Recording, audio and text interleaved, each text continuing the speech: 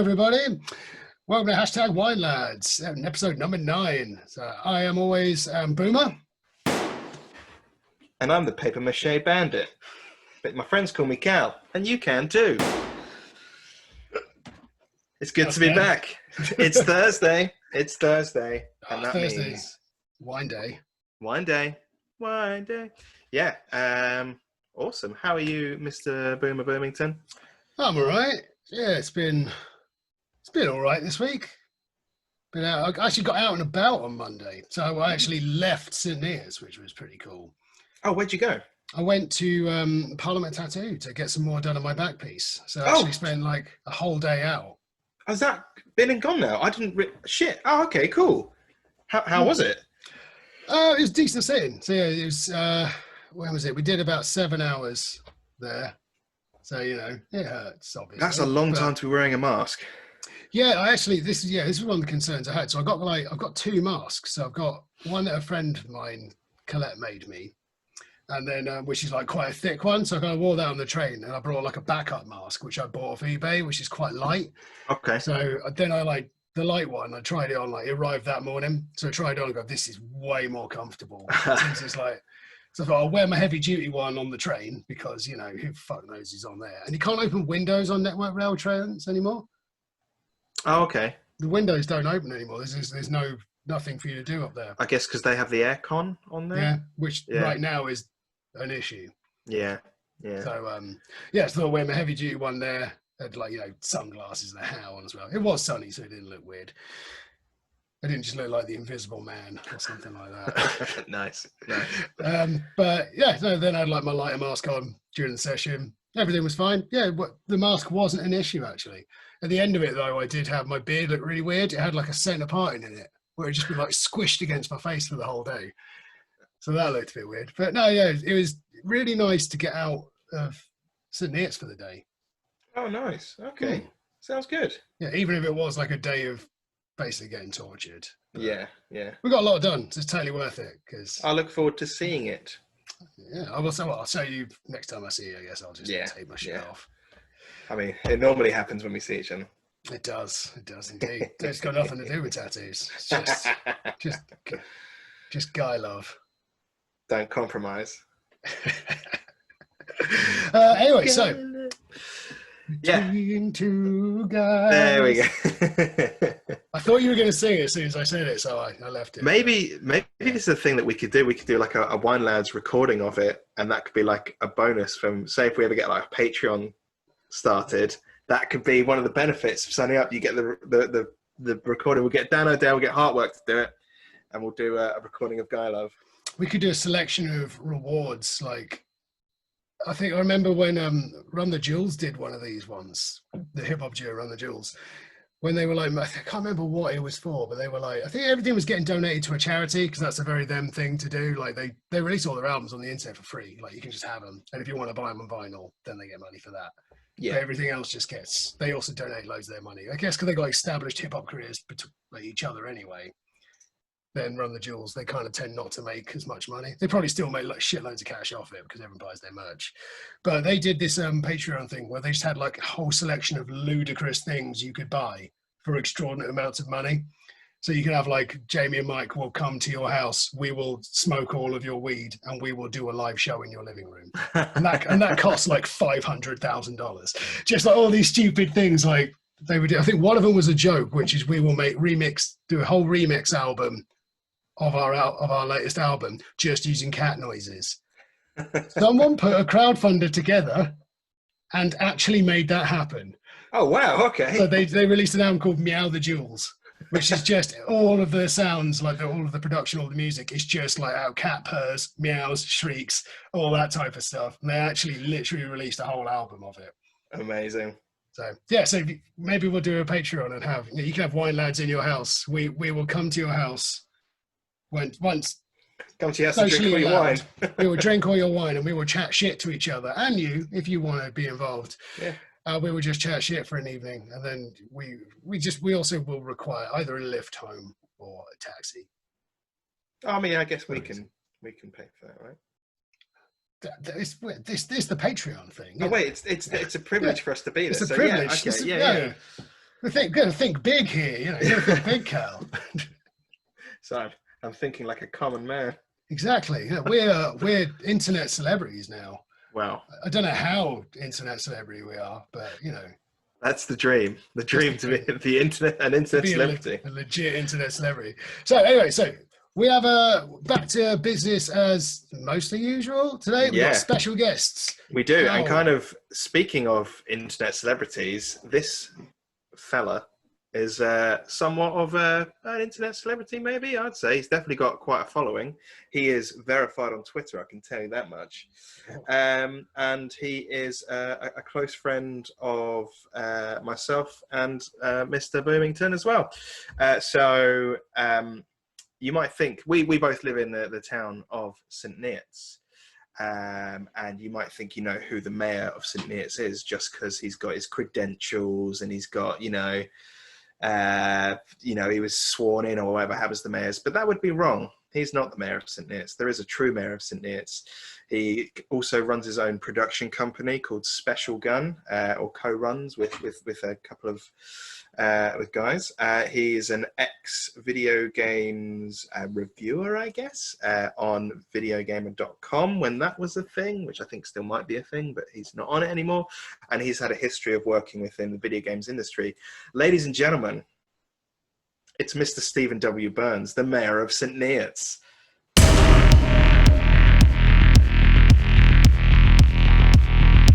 There he is. There he is. How's it going, man? Hello, boys. How are you? Very Good, well, mate. thank you. Good, Very mate. well. How are you? Fucking bored. Well, actually, I'm not. I'm really busy as well. It's just I would like to leave Yes. this 2000 AD episode we're in. There's one of them where the guy gets his dream home, and it turns out that it's being controlled by a computer, a bit like Hal from 2001. Just never lets him leave. I'm starting to feel a bit like that. I'm afraid I If can't. you guys want to let come you do that, over, Steve. please do. Get your hazmat suits on and get down it. Loving the t-shirt, by the way. Yeah, I thought I'd better give him a shout out. I think Never heard of him. he's collectively mentioned like once an episode, so maybe one day we'll get him on as a guest. Yeah, no, actually don't. Don't do it. All right. Like Kaiser Soze, it turns out, Callum, you're him. At the very end, all the clues are there. How have you guys been? Yeah, Yeah. good, man. Good. Yeah, we've just had a brief catch up. So, We've- yeah. Probably given you the most detailed introduction we've given anyone so far, so apologies to anyone come before this. So it's because I know so much about you. I'm sure to your Well, dismay. to my detriment, no doubt. Yeah, despite knowing you for quite a while, actually, I've realised during his introduction, he said a lot of stuff I actually didn't know about you because we just hang out and then I kind of know like similar interests we have, just shit that we talk about, which we have a lot in common of random nonsense. But I realised I never actually ask anybody like what they do for a living or any of that kind of Oh, stuff. that's fine. That's a bunch of bollocks anyway, really, isn't it? Well, Like- don't undersell it too much, but yeah, we're banking on that. We need some content. Oh, okay, sorry. Yeah, I directed It's a good shit. popular It's good snap. shit. Burns, do you have your wine ready? Right, yeah, so I don't know anything about wine or anything. Neither do we. Yeah, and so I looked in the cupboard at the wine stash my girlfriend has and thought, well, yeah, there's a bottle in there. That's got to be it. And it turns out it's not. It's Prosecco. So I'm just Why not? sorry. Yeah, I know nothing about this. So I'll probably fire the cork through next door's window or something. Be a good intro. But yeah, see how it goes, eh? I mean, technically a sparkling wine, so it fits the criteria. Absolutely. Yeah, we haven't had one on there yet because again we tried to be adventurous once and I had a rosé and you had a white wine and we both weren't happy with it, so we've just gone back to red. So I'm happy you have bitten the bullet and gone for something else. So well, I mean, it's just ignorance, just general ignorance. Like, oh yeah, that's got to be it, right? And then the Microsoft showcase started, and then I had another look. Thought, well, I can't go out now because I'm meant to be doing something for it. So he's gone to the shop to get wine for a show. Not going to fly, is it really? It's exactly what I did. Yeah, Just a bottle of wine, please. How was the Microsoft showcase? It was good. I think that they've got a really good chance of really smashing it this time around. Obviously, last time wasn't the greatest with Xbox One, but yeah, the Game Pass stuff is fantastic. Nice. Everyone's always talking about the Netflix for games. I'm not sure that's what they necessarily mean, but paying, a certain amount a month, and then you go, right, I want to play that. Great. So, oh, that's actually my my WhatsApp there. Sorry, boys. Sorry. This is the well-oiled machine of. Cool. All right. Cal, what have you got? Okay, so much like last time, I spotted a wine and I thought it was Wolf Blast. When it actually turned out to be Wolf Blast, I've stuck with the theme of like cool sounding wines. Now I'm sure I'm pronouncing this wrong.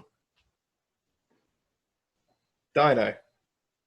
It's probably Dino. Probably Dino. But I'm calling it Dino. Like it. But it's dinosaur wine. So yeah, it's a made from dinosaurs, I assume. We haven't had one of these on. I looked up how to pronounce it beforehand, and I've already forgotten. Sangiovese. Sangiovese.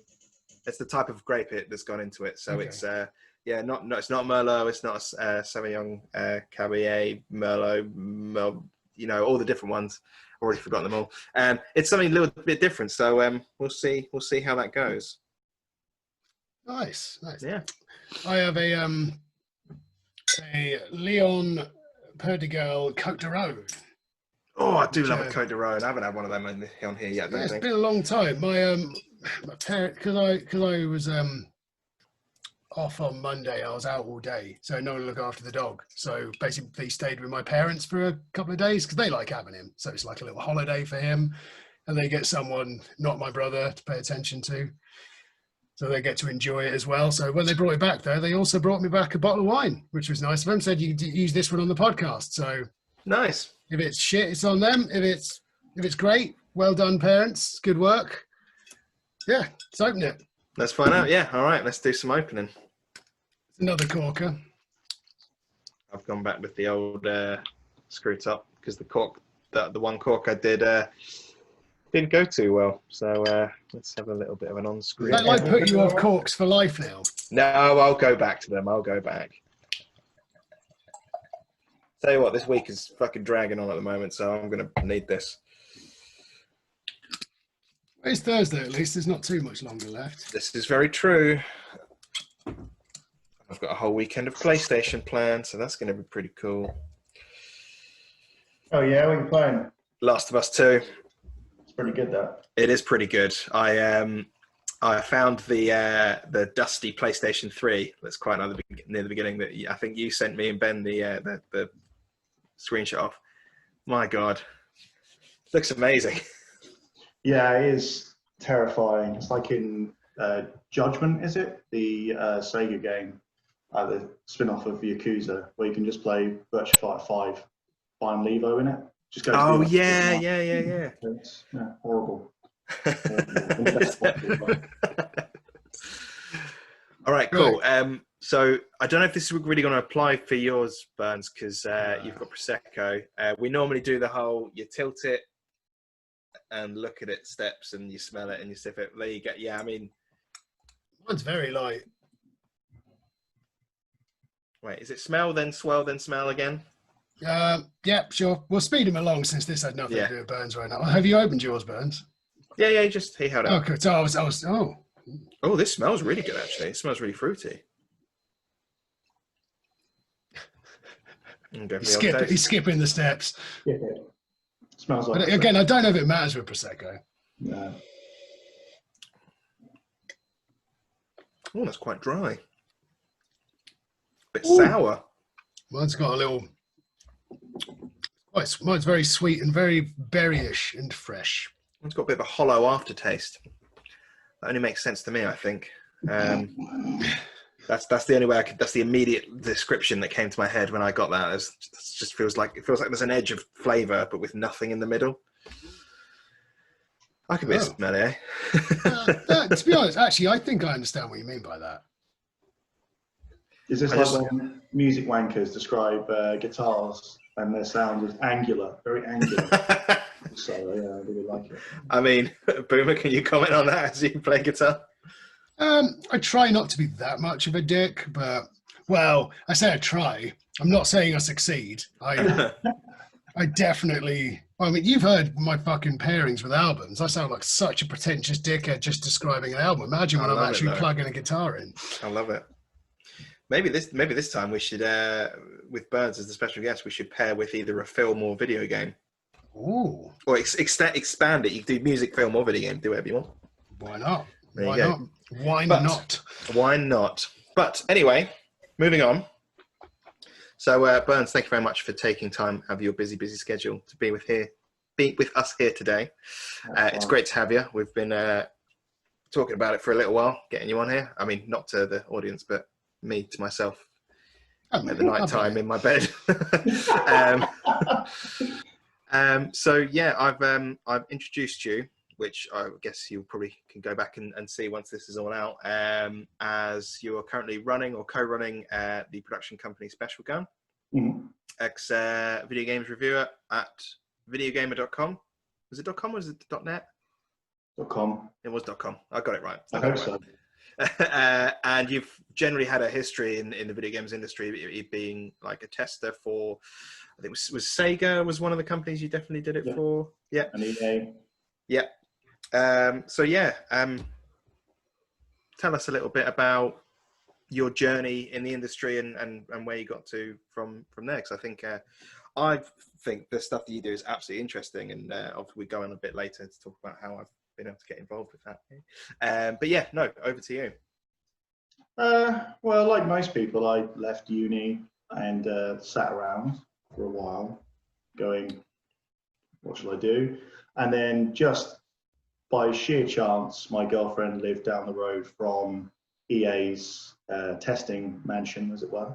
And I thought, fuck it, I like video games, I'll have a go at it, and applied. And of course they said yes, because they pay, at that point, they pay nothing and they just need bodies and seats. So I was very, very excited about this. And yeah, worked there for a while. I think that was really instructive on seeing how video games actually get made. At that point, it was still very clandestine in a way, and it still is now. Like, you're not really, but in a lot of movies, you have huge behind the scenes stuff. You also have the actors years later, if it's an older movie, slagging each other off, saying the director was a fucking wanker on the set or this or that. You never get that in games really, and I think a lot of that is down to, you know, very tech focused, so proprietary tech as well. You're not allowed to talk about it. But yeah, that gave me a bit of an insight. Went to Sega and then went out in St Neots Town and got shit-faced with Ben Sides, no doubt. And I came back and I looked on Imagine Publishing's website just to see if there are any jobs available. So what you're seeing here is the theme of being very lucky. And yeah, there was one and I applied. Well, actually, I didn't apply for it. I grabbed a pen and wrote Imagine down on my hand, and then I woke up in the morning and was like, oh yeah, shit, I better apply for that job. And I did, and I got it. And so worked on a few magazines in Bournemouth for a while, 360 and PS3 mags. Oh yeah, I forgot about that. Yeah. Yeah. And then Video Gamer gave me a shout and said, we like your stuff. Do you want to come down and have an interview? And I said, yeah, okay. It sounds very prosaic, which is what it is. A lot of people's backstories are so like, and then I did this. Like, you did fucking nothing. Like, someone called you and you said, yeah, I'd like to do that. Right? But yeah, so Video Gamer, right people at the right time, I think. Very, everyone who came together had a background in older video game magazines from like Amiga Power or CVG, Me Machine, Sega. And we wanted to recreate some of that. And so for some unknown reason, it kind of went into becoming a weekly wrestling show about video games. Yeah, And, so Boomer, if you haven't gone onto YouTube and seen some of the Video Gamer TV videos that Burns used to take part in, I'd highly recommend doing it, because it became this massive thing on the internet, where you guys really developed sort of quite a name for yourselves, is the way I understood it from my following of it. Obviously, this outsider looking in. Yeah, it was weird. We had a lot of people who were already quite well known in the industry, and then everyone came together, and we were just given the opportunity. Like, we're coming on Mondays, and I walked and and we were already pushing the envelope, as it were, on some of the review stuff. And we thought we're never going to be as big as the real big boys by just playing it straight. And so we thought, well, you know, why not send it up? You know, why not take the piss a little bit, bottom style? And yeah, but it suddenly became this huge thing where once the wrestling stuff started rolling in the show, is that we were now like, well, shit, we now got to continue doing this. So every Monday, everyone would come in and like, right, what happens this week? I don't know. Well, you tell me. And we had to churn them so quickly that I barely watched a lot. I watched them in the edit and they go out.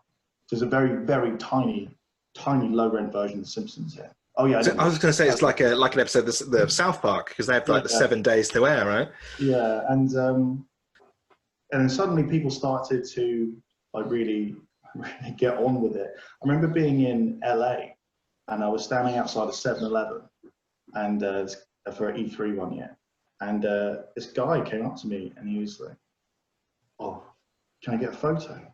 And my response was, "Why?"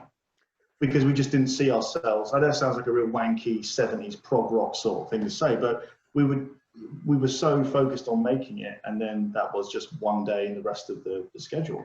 And I said, "Oh, I'm really sorry." "Yes, of course." And people still kind of stop us as well. Say, "Oh, you were in the thing." Like, yeah. Someone made a documentary on YouTube about it. I've watched it. Yeah, it's really interesting to see your work having certain theories attached to it, when really it's all a big mistake.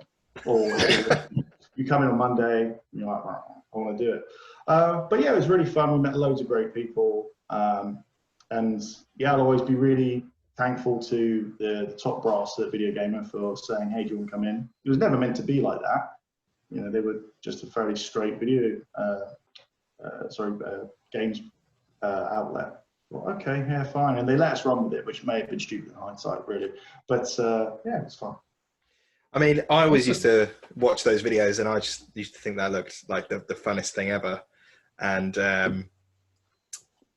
like the different characters that came on. So there was obviously Jim, who you're working with now, who replaced Matt, yeah. And there was Bratters and Simon Miller, who obviously does, who Boomer, you follow a bit of his stuff as well. Yeah.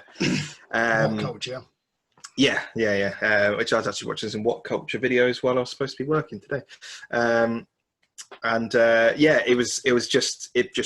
I just watched it churn into this thing and getting bigger and bigger. And it was a shame when it all came to an end, because obviously video games moved on from that bit because everyone's kind of left. And but obviously you and Jim Trinker have moved on to something else, which is equally as exciting, and I think it's been a good step for you guys, which is SpecialGun, which is the production company that you are that you're working with. So yeah, tell us a little bit about that. Indeed. Well, the name always confuses people a little bit, and so when we were forming, we thought, well, we need a name. Obviously, we have our holding name, like most companies, but well, we want something that stands out. And I remember being in Dave Mills's, the other co-owner, his front room for what seemed like days and days, going, "Well, who's taken this name? Who's taken that name?" And in the end, for a bit of levity, we stuck on the day-to-day, and it had that line with the horses in the tube. They go, "Oh, he's going to go into the tunnel with a special gun," and we just fell out laughing, because I always loved that line. We're like, "Should we just fucking call it that?" And I never thought it would stick. But okay, well, we'll get that out of the way, and then it did, which is great in a lot of places, because some of our American clients, I feel the guys with the weird name, yeah. Not so great in immigration in certain places. That's why we always have to use the holding name. Yeah, it's Burns Mills Trinker Productions. Yeah. Right, nice. Yeah, fair. But yeah, although in America they should probably love that. Special gun. Tell me more. Yeah, wow. Where can I get this special gun? Yeah, exactly. Probably think we're just arms dealers. So we're a bit more lucrative. But we'd Jim and I have been, it didn't really, no great master plan, but when you do video game stuff on the editorial side for a long time, you start to get into the cycles, the hype cycle, this game gets a sequel, it all just goes around. And you think, oh, maybe we should try something new. And so, yeah, we did, which was quite a big step as well, considering Brexit had just happened. Well, the referendum just happened, and we thought, right, brilliant. But yeah, we were lucky that obviously we were fairly well known, but we still had to prove ourselves as a production house because they just saw us as the talent, you know, the on-camera guys. Yeah. Jim, they knew Jim edited it, and he was a genius and still is, but we still had to win the clients. So that was pretty nerve-wracking. Well, we've all left our jobs, and I think David left a commitment to one of the Justice League movies. Well, not a commitment, he basically, are you going to sign on to do this? And he said, well, no, I'd rather come in on something that I own, which is a lot to give up. If you fucking folds. So, but yeah, it's been great. We've been lucky as well, like any small business startup has to be. But yeah, we've been around the world to Osaka, Tokyo, did Tokyo Game Show, which I was sure I was never going to get to see, even while I worked in editorial. It just never happened. No one would ever send you to TGS. And then we got some cool projects. We got Resident Evil, did the live action trailer, which was a weird dream come true, because I remember reading about the original Romero live action trailer as a kid. And before, kind of pre-internet, you could only see it in screen grabs in Games Master. Yeah. And then it was weird to be on set producing it years later. I say weird, I was mainly thinking, if something happens here, we don't get the shots, I'm going to kill myself. Because it's a one and done. And Cal was there. I was there. I was a bit of a jack of all trades on that one. I was in it. I was sitting playing SNES with the guy who ran the studio. Yeah. I got Leon's undershirt. I did a bit of it. That was, do you know what? That was a really fun day. It was really. I remember you telling me about that. Is there a picture of that in your house? Yes. Yes, there is. So, Burns very kindly called me up to come give a hand on the set, which was dream come true for me, because as I keep saying on here, or maybe I don't say as much as I think I do, but I fucking love video games. So we went down, we checked out the area, and Dave got us to run through the test footage. So Burns did the Leon stuff. So if anyone knows Resident Evil 2 who's watching or listening, there's the two characters that you play as, in Leon Kennedy and Claire Redfield. And so Burns did the Leon stuff, I did the Claire stuff. And so there's this great photo that I still need to get framed, which is of the test footage, where it's of the one of the last shots of the thing, where Burns is pretending to hold a fake gun towards the camera, and I'm just like looking as though we're looking at zombies. And yeah, good day, really good day. Yeah, previs run through is always helpful, because then you can see what works or what doesn't, but then it kind of also doesn't tell you what's going to happen when all the extras turn up, when the US police car on a Friday in fucking Haggerston or wherever it turns up outside of an overground station, where someone just comes out and starts filming it. Yes. And you're like, well, I remember that. Do you mind? I don't care. It's public. But yeah, we had a lot of cooperation with Capcom on that, which I think really made it. They sent over the outfits that the leads wear in the actual game to is scanned in, so our actors could wear them, which was amazing. But it also, you're like, well, we need to find the actors who fit this. And the guy who played Leon, we had 20 people for each role, Leon and Claire, and he was the last guy in. And I saw his headshot with the casting director. He called because the trains had been on strike or something had happened, and she said, well, he might not make it. And I said, well, let's wait around, because he's the guy I think I want. And then when he came in, I was like, yes, I'm glad we waited. It was interesting. We had a lot of different interpretations of Leon. Some of them were cool as fuck, but they just didn't fit. Like one guy walked in, he was a fashion student and owned his own like design label or something. These massive collars. Walked in, it was so cool. Like, no, but yeah, give me a number. I'll definitely use it for something else. But he looked like he didn't give a shit. He's like, yeah, I just saw this. It's like, no, you've not even got the right color hair. But yeah, he's like, oh, well, you know, I come to these things. And so there's probably a lesson in that.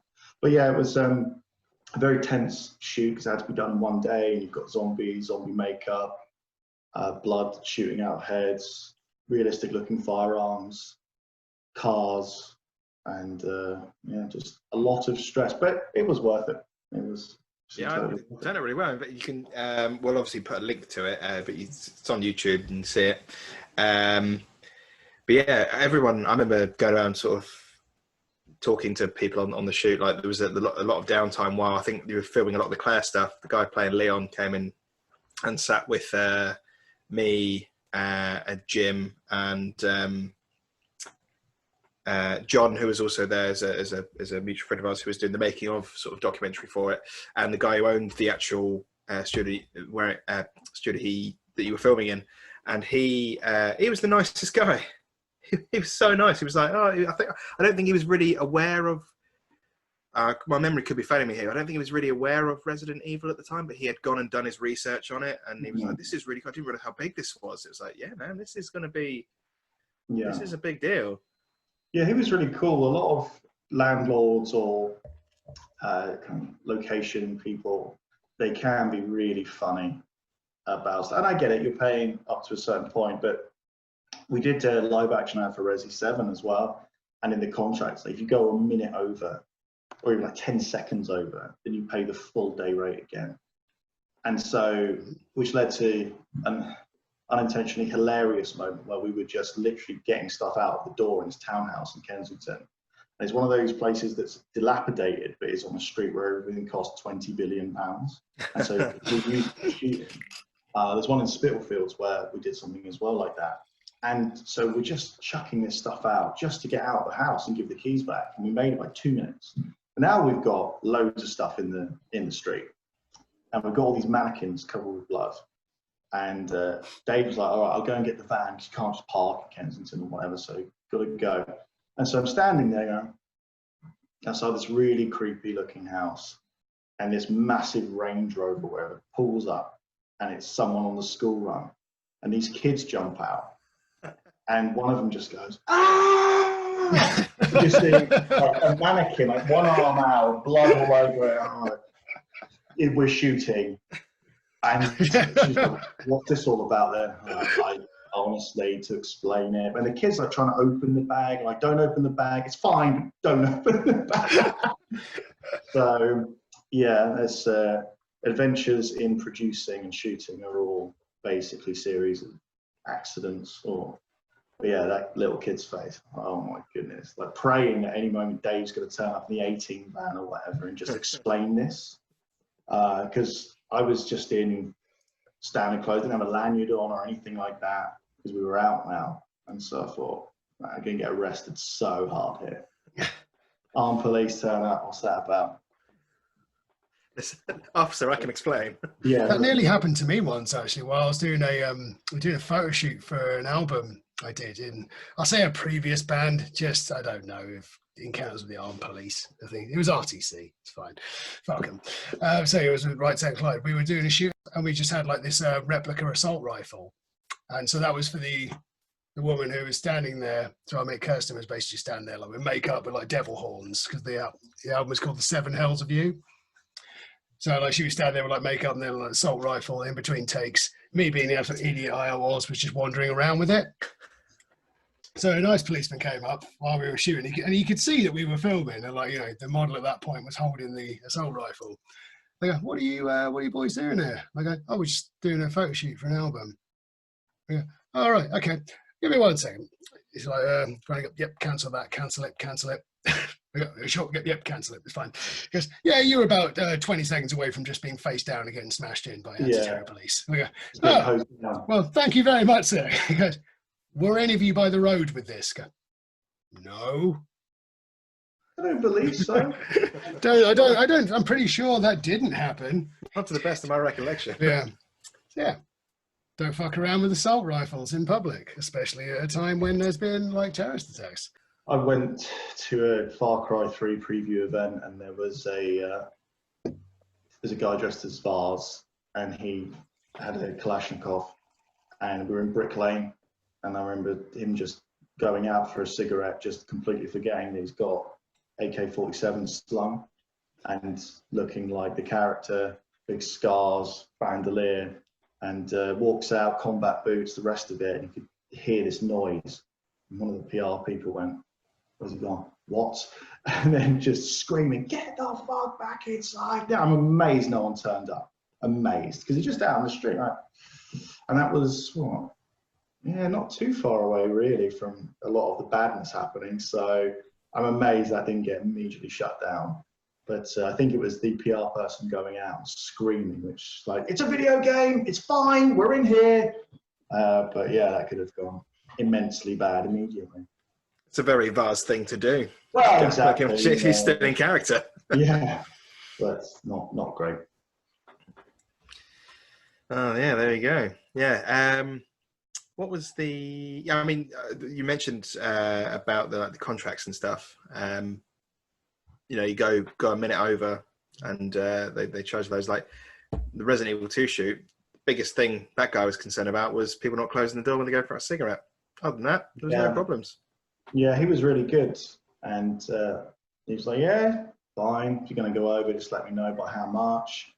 And yeah, he was more concerned about keeping the door shut so other people in the building don't hear all of the screaming and shouting. Oh yeah, that was the other thing. Yeah, you're not allowed to go in this room or that room, which obviously we had a poke in, but he was really good.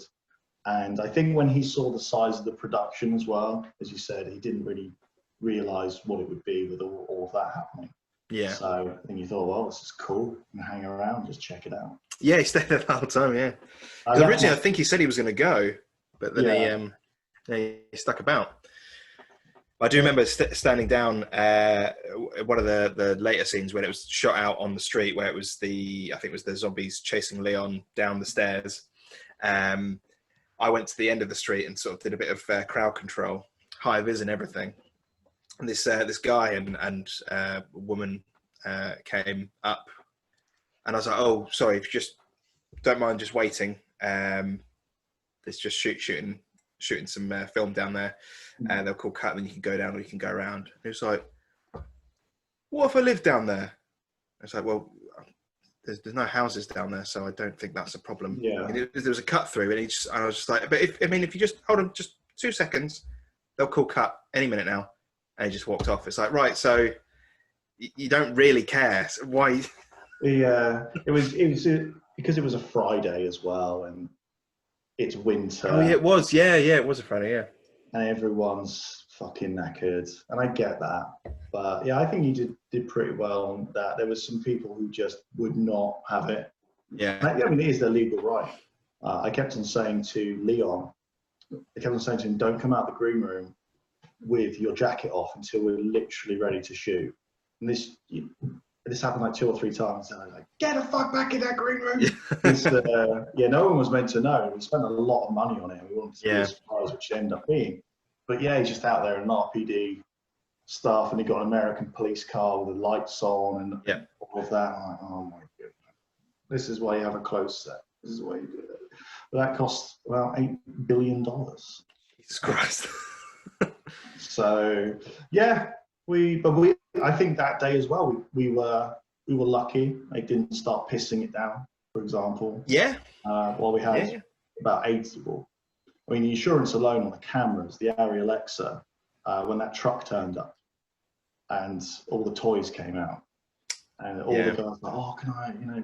No, of course not.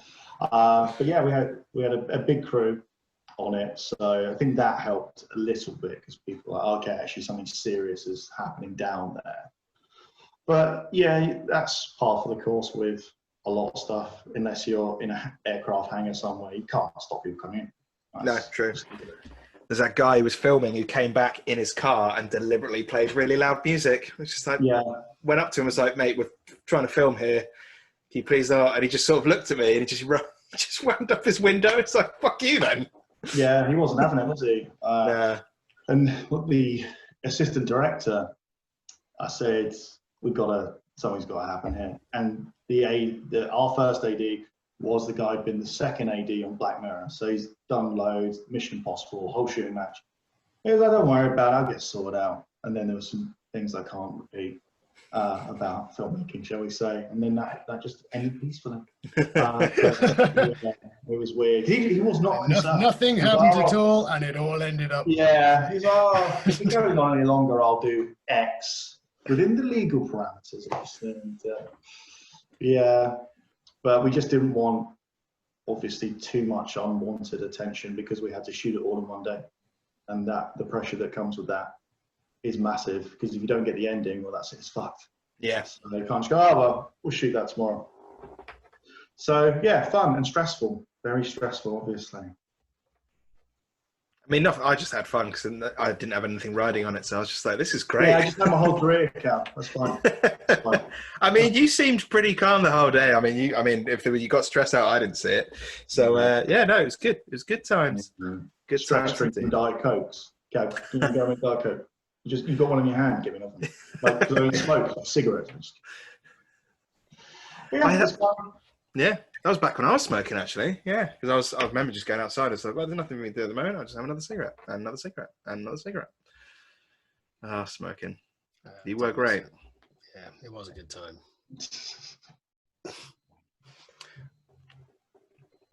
All right, cool. How's the wine treating everyone, by the way? It's probably like at least touch on it. Yeah. My wine's been pretty, yeah, you don't have to spend a long time on it. Just give it a gist. Good. I really am enjoying my wine, actually. I literally went into Tesco. I was like, dinosaur, whatever. I'll have that one. It's actually really, really good. It's going down really nicely. Nice. Burns, you don't look like you've been enjoying it. I mean, it's Prosecco. I mean, that's my own fault. But you could have picked a different one. I mean, wow. It had Prosecco written on it in big letters, to be fair. Yeah, but this was it. There was only red wine as well in there, and I definitely know that I'm not drinking red wine. Oh, well, you're not in any shape or form. So it was fair enough. You're the opposite of us then. Yeah. My advice would be to drink as much of it as possible, and the more you have, the less you'll care that you don't like it. Yeah, it feels like this is when you're at a house party and you're just in the cupboards for anything vaguely alcohol-based. Like the old lighter fluid shit around. Oh well, this will do, but it's okay. It just feels a bit too summer in an all-bar one to be too satisfied. Okay. You know, it's giving it the when it's we'll get the Prosecco. Yeah. So just like a wave of liquid depression. I fully understand what you mean. I'm not personally a fan of Prosecco. It makes my tummy feel bubbly, and not that it makes me burp or anything like that. It just feels very uncomfortable when it gets inside me. It's just too fizzy. I'll save it. It's too fizzy. There we go. I could have said that. It's too fizzy. There we go. Yeah. Let's go on about things getting inside you again. I did. It's always something going in with you, isn't it? Just going to make it overtly sexual. I mean, that's what people have come to understand. No, I mean, that's never come up before. I'm pretty sure we talked about wine going in. Yeah, we did, didn't we? Yeah, we did. How's your wine anyway, Boomer? How's yours? Yeah, it's fine, to be honest. It's all right. Only fine? I'm to be honest, I'm a little disappointed. I thought it was going to be better. Hey, it's not bad. It's not bad. It's not bad at all. It's just, I had high hopes for it. So let's say my parents gave it to me, but my dad's, I guess a lot of my wine taste I get from my dad. Like, he's the one who introduced me to wine and so on. So we tend to share the same thing. He likes a lot of Syrahs and Shiraz, same thing as we've been through in the previous podcast. But yeah, he likes that kind of stuff. I do too. I believe this is with Syrah grapes, so I was expecting a bit more. This would be better on a hotter, summerier day. Whereas it's been nice today, but it's been the coolest day this week so far. So I'm boiling right now. Your window's shut. Yes, that's probably why. It's not sunny outside. No, it's not. But I've had the windows open all day, and I've felt quite warm. Okay, it's It been. I got thought, a little bit muggy, maybe. I don't know. I was outside earlier, and it was a bit sort of like, either way, I mean, like, yeah, it's a little. It's still nice, but it's more like I was expecting like an 8 out of 10. And I've got like a 6.5 kind of thing. ooh. I mean, it's still above average. It is. That's what I mean. So it's still a positive score, but it's not as positive a score as I was hoping for. No one likes seeing a 6 though. 7 and above. After you've had a 7 and above, then you'll be fine with having a 6. Mm. But like, you don't want to start with a 6. Does that make sense? Start as you mean to go on. Exactly. And like, it's like I mentioned before, like, if you have like, if you got like really good scotch at home, once you've had a certain amount of them, put the good scotch away and then get the shit scotch out, because you don't fucking care at that point, and you just when the game's already won. Yeah. So yeah, you gotta have the, like, a bottle of something like Jim Beam, or just whatever your lowest on your level is. You gotta have that there ready for when you fucking lose your taste of the good shit and just start drinking. It happens for me as you've both been drinking with me. My drinking accelerates as I go on, and then I just start, like, what would take me half an hour to drink takes me 10 minutes. And so yeah, that's why I don't have good whiskey at the end of the night. Oh, there you go. Yeah, no, I always tend to drink my rums and cokes quite quick, but beer, it depends on the evening. Sometimes beer will go down me like that. Other times it really takes its toll and it has to go down. Yeah, Burns, I almost expected you to come here with a couple of cans of Heineken. Yeah, well, until they start paying me, I'm not going on telly with it, mate. Yeah. Well, that's how they get you. That's how they get you. Yeah, it's weird. It's just, this has made me sad in a way that I'm not at the house. So yeah, thanks for this. Also, Boomer, don't ever refer to yourself in any way as Mark, because that's not right. Your name is not Mark. It's unbelievable. I remember my old housemate, his name, he was just known to me as Hockey. I didn't know his first name. His last name's Hockey, right? Which is unusual, I suppose. And then one night, he came in and he got into a scuffle with a couple of guys. They tried to mug him or something. He fought them off. And he came in and he had like a bit of a black eye and he was on the phone reporting it. And the coppers were like, so what's your name? And he went, it's Chris. And I literally went, no, it's not. And he was like, dude. I was like, no, it's not. And that was the first time I heard his first name while he's on the phone. It's like, yeah, Boomer. That's your name. There you go. Don't have a reason. That is how most people. Yeah, I guess that's like my. Well, they're both my given name because I didn't choose either of them, I suppose. But yeah, I guess everyone tends to know. If you're a friend of mine, you probably call me Boomer. If you work with me or were a teacher, you call me Mark. I guess that's kind of how it goes. But I remember a mate of ours, Viggs, we both discussed with us the moment that we kind of like broke down, and when we both at the same time felt we became friends. It's like we gave each other a hug after a Desperate Fleas event when we were about to get into separate cars. Just gave each other a hug. Oh, and I was like, oh, yeah, it's a nice hug. And he's like whispered in my ear, go, what's your real name? I went, oh, it's Mark. Go, Viggs, what's your real name? Go, oh, it's Chris. Go, it's nice to meet you. We then just carried on giving another hug, got in each other's cars and left, and then like separately at various different drinking nights. That we've discovered that was the moment we submitted, like, yeah, we're mates. I don't think I've heard that story. That's awesome. Very and literally all I knew was called as Viggs. I didn't know it was Chris Viggers. I didn't know it was short for his surname. He had no idea what Boomer meant or what my full name was. I don't even know if he knows my surname's Williams. You know, if he watches this, he will do now. He's not watching. Ice hockey or some shit. Yeah. Right. Should we do pairings? Do we have pairings of the wine? What are we going to pair it with? Well, you can do. Let's extend it. You can do music. You can do film, or you can do video games. Burns, you got a pairing for your prosecco?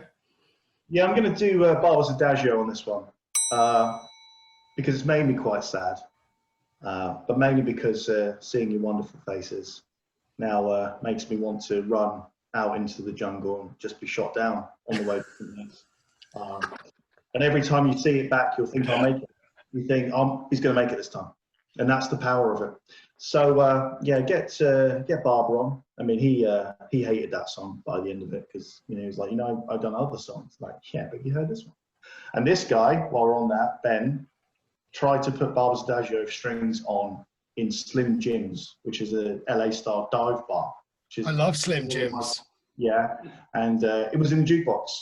So in it goes on Friday night. Obviously, that's not going to play very well. And as soon as you have kill switch from the barman, Ben turns around indignant, like, what are you doing? He's like, that's not going on. Why? It's in there. Like, guys, come on. But yeah, just that floating over about 10:30 on a lovely Friday when everyone's having fun. JFK's fucking funeral thing or whatever starts. Like, this is what I came out for. One of the bastards. Oh wow, that's a really good pairing, actually. Outstanding. Cal, what you got? Well, I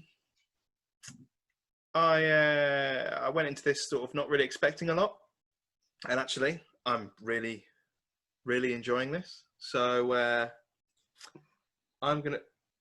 Oh my god, it's raining outside. Yeah, I'm gonna pair this with. Oh god, what is it? I had it a second ago. Shit. This is phenomenal hosting. I've got. This is this is just. I was literally thinking, killing that dead air. Yeah, fucking this criminal offence being committed by the co-host. Boomer, you go. The host and this is why you're the co-host, and I'm the host. I've literally watched the episode of Scrubs the other day. Okay, fine. I'm actually on the phone now, Cal, because it's unbelievable. It's unbelievable. Yeah. I tell you what, everyone just get on your phones, chill out, do it till he's fucking ready. We'll wait. Oh, hang on a minute, you're doing yours first. No, yeah, I'll do mine. I got it fucking done right now. So I'm gonna straight off. I'm gonna go. This tastes like Chromatica by Lady Gaga. So. Oh, I wasn't expecting that. Okay. Yeah. So the reason why is because actually, for once, I'm pairing up music. I listened to it for the first time today. Actually, I hadn't listened to it yet. So, art pop is what got me into Lady Gaga. Actually, no, that's not true. What got me into Lady Gaga was the Muppets special with Lady Gaga, because there was some, when they do they have like a random singer or someone like that on the Muppets, and they do like a whole show revolved around it. So they do like the Muppets and Lady Gaga. So I thought I'd never really listened to her before. I just knew who she was, but I'd never heard her. So listen, watch that. I thought that was, was what she was enjoying it. I love the Muppets.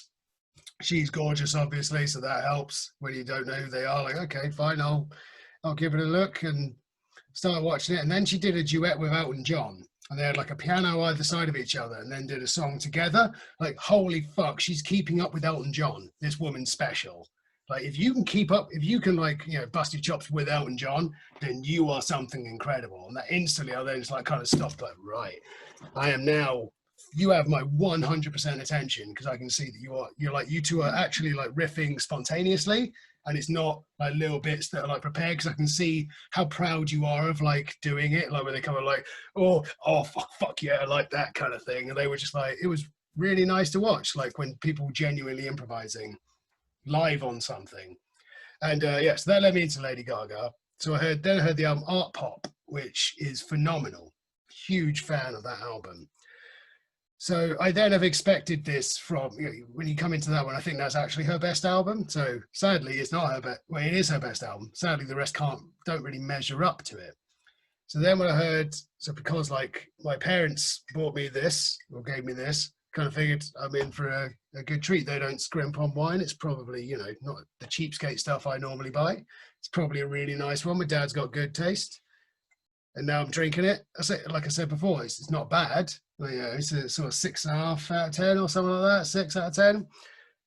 But it's not art pop. It's Chromatica. Now that is lovely. I actually understand this show now.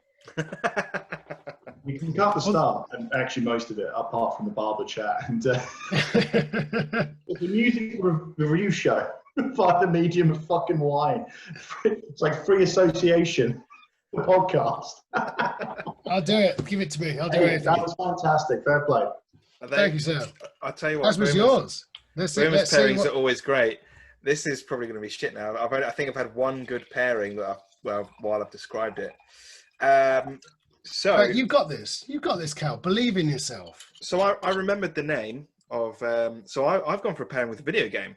Oh, Given that Burns is here. Burns, do you remember the game Dark Void? Yes, I do. Yeah. So Dark Void was one of these games that seemed to come out in sort of like late 2000s to sort of beginning of 2010s as it goes on, where you just sort of got these adventure games or like third person shooters that just sort of came out without any warning. And it was back in the days when like Nolan North did the voice of every single hero in a video game, and Dark Void was no exception. And I was working at H&B at the time, so I got 30% discount on video games. So I was literally buying every single new release that came out, whether it was going to be good or not. And Dark Void came out. I think there was a demo for it on the Xbox Live Store arcade, which I did download. I think I played a bit and sort of really kind of thought nothing of. But when I actually bought the full game and I played it from start to finish, I actually... While it's by no means it's not like an amazing game or anything, it's like it's okay, it's fine. I enjoyed it. I did not expect to enjoy it as much as I did. It's one of these games where it's third person shooter. You've got like a jetpack, so it's not just like you're going down a corridor, like it's completely 360. You're shooting enemies that are coming from every which way, and it sort of adapts the cover mechanic that you might see in some games like Gears of War and basically any third-person shooter these days to be in like a whole 360 environment. So you're shooting up, down, left, right, diagonal, everywhere, and also you traverse that way as well. So you're not just going forward, backwards, up and down. You're going all over the place around everything. You've got this whole environment to describe. And while that isn't necessarily a new mechanic, the way that you traversed, I think, was a little bit different, maybe. But yeah, no, I remember finding the gameplay very satisfying, and I really didn't expect to enjoy it as much as I did. And I'd say that's very similar to the wine that I've got now. I just grabbed it because it said Dino on it. Actually, I'm going to finish this bottle tonight. It's worked out. That was before I run off. That cow, lovely. Yep. Firstly, and secondly, that was the golden era of the so-called AA video game. So not budget, but not massive Call of Duty. So Bionic Commando, also Capcom. Yeah. The Wanted video game, which was really good. The perfect rental game. Yes. Yeah. Fire it, forget it, and then like the 007 Nightfire Bloodstone, which is the best 5 out of 10 video game I've ever played. It's just so there, like when you sit down on a Sunday and you go, oh, Bond's on, okay, and you just kind of drift through it, but you're generally happy with it. And that 5 out of 10 things are not appreciated enough. There are always some which are you just want that 5 out of 10. You don't want like, oh, this is a masterpiece. I don't fucking want a masterpiece now. I want a fucking enjoyable 5 out of 10. Exactly. Well, on that fucking note, this episode will be rated 5 out of 10. Burns, quick tip for anyone out there or anything you want to plug before you go. You can find us at specialgunproductions.com. We've got a lovely show reel. Steven Spielberg's in it for reasons never really explained. I didn't get to meet him. I was at showing with him, and it was the worst movie I've ever seen. Have you met Senor Spielbergo, his non-union Mexican equivalent? Yeah, exactly. But yeah, that's cool. In terms of tips, if anyone is listening and wondering how they can do production or games production or video games, I don't know, it's obviously very difficult to go, well, it worked for me, but like I said, I was very lucky. But do the thing that you think that you are best at in that craft, whether that's reviews or just keep on honing it a little bit. That's how I started. I wrote reviews for free.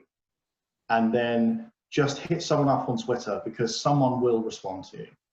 They will. If you say, hey, or you just, people like to be nice. It's nice to be nice.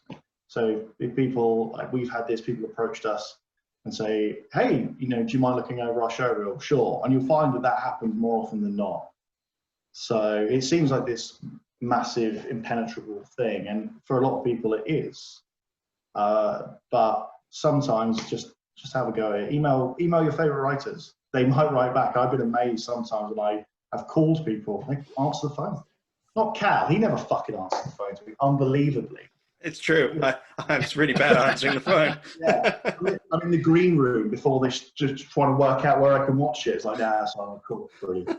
But yeah, like it's too simplistic to say, oh, just do this or that or thing. But it is definitely possible, which sounds trite, but a lot of people are just put off by the size of the industry. So it's like music or anything like that. Just give it a shot. It sounds so fucking rubbish, but I like that. I like it. I love it. In fact, Yeah. sounds good. Or not fail, but they think, because I thought that. I didn't start until I was 25 in the games, in writing, which is what I always wanted to do. And when I arrived for my interview, I actually said, I think this is the last shot at it, you know, at 25.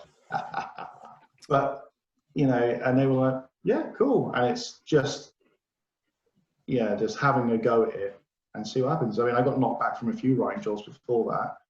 I suppose the other advice is, if you want to get into the industry, go out drinking with Ben Sides and then go on a website. Doesn't Then write Imagine on your hand. write it down on your hand. That's great. No, do you know what? That's a fantastic outro. That's Awesome. great. Thank you so much for joining, Burns. That's it's been a pleasure having you here, and Yeah, that's what Heineken absolutely. smell. I'm hoping we'll be able to see you in the flesh very, very soon. Yes, hopefully. No doubt wearing this exact T-shirt. So, Exactly. I'll probably be wearing the same one. I nearly put that one on earlier on today, actually. Oh, that would have been fine. Yeah. Oh, Burns, wait a we minute. can wear So our Raiders I've jerseys. gone for Hannah Lou Clark today. So shout out to Hannah Lou Clark. She's awesome. Anyone who hasn't, that's my tip. If you haven't listened to Hannah Lou Clark before, she's fucking great. Listen to Hannah Lou Clark. There you go. I believe, right. did Daryl have a Hannah Lou Clark on shirt when we did our so. episode? There you go. So this is a podcast staple. Anyway, sorry. Enough of my shit. That's all right. Right, let's kill this, because I'm going to call you guys back after this and give you all the gossip. Oh, yeah. Well, I'm not actually to any interested parties. Take it easy, buddy. You guys. See you, everybody. Yeah. Bye-bye.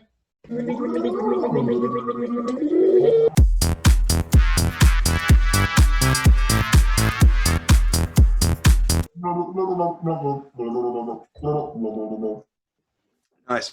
That was Lovell Terrace and Block. I was So just going to... Massive copyright strikes now, lads. I'm afraid you've... All right, we cut some of it out. It'll be fun.